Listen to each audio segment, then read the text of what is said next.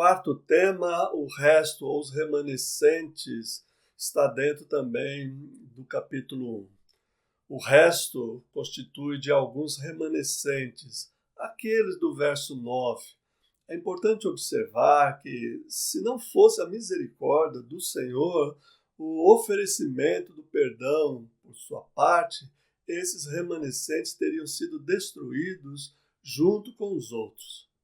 Mas há um chamado ao arrependimento que permite que este resto permaneça.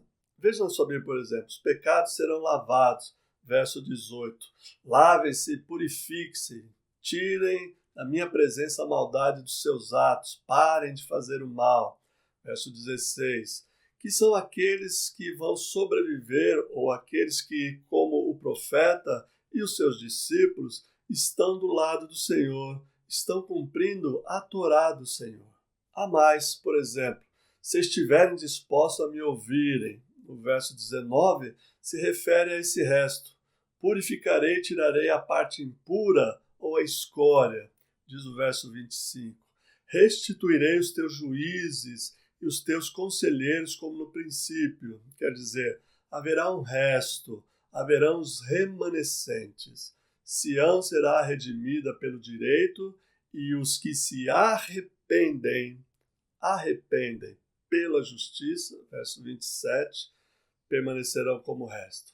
Isto é, então, haverá uma separação entre aqueles que restarão, junto com o Senhor e aqueles, obviamente, que serão destruídos por negar o Senhor. Este é o quarto eixo semântico que põe em evidência o tema do resto ou do remanescente. O quinto tema fala do direito e da justiça. É o quinto campo semântico, ou tema que trata, então, do direito e da justiça. Ele não é o último que podemos encontrar, mas é o último dos 5 que eu escolhi, tá bem? Especialmente na segunda parte do nosso texto, aparece no verso 21 em diante uma ênfase muito grande no que este povo deveria fazer. Os príncipes do verso 10 deveriam aprender a fazer o bem, atender à justiça, repreender o opressor, defender o direito do órfão e pleitear a causa da viúva, e assim por diante. Isto é, está entre as funções da liderança zelar pelo direito e pela justiça. E aqui claramente se refere à justiça da aliança.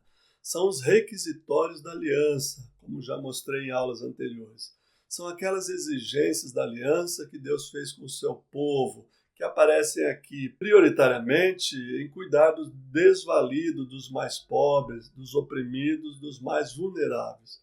Portanto, nós temos 5 eixos semânticos que apresentam 5 temas fundamentais para a compreensão não apenas deste capítulo 1 de Isaías, mas para todo o restante do livro. O primeiro deles se refere a Jerusalém, a Judá, às cidades de Sião, a Israel, etc. O segundo, à rebeldia, aos pecados, à iniquidade, ao roubo e tudo o que é descrito como afastamento do Senhor. O terceiro trata da visão como palavra autorizada pelo Senhor. A autoridade das palavras de Isaías vem diretamente do Senhor. O quarto diz respeito ao resto, ao remanescente fiel que permanece separado dos transgressores. E, finalmente, o quinto fala sobre o direito e a justiça. Entremeado com esses 5 temas, nós temos a destruição, a desolação, o abandono, o fogo, a espada, que poderia ser um 6º eixo semântico. Mas ele está tão entrelaçado com os outros eixos que uma leitura rápida revela isso. Um desafio para você.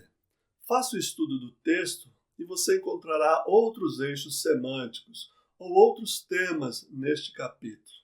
Para exemplificar como se faz, eu vou fazer um estudo no final dessa aula sobre a expressão Santo de Israel, que aparece no verso 4, que é um tema que é visível no capítulo 1 e vai percorrer todo o livro de Isaías, como eu vou mostrar.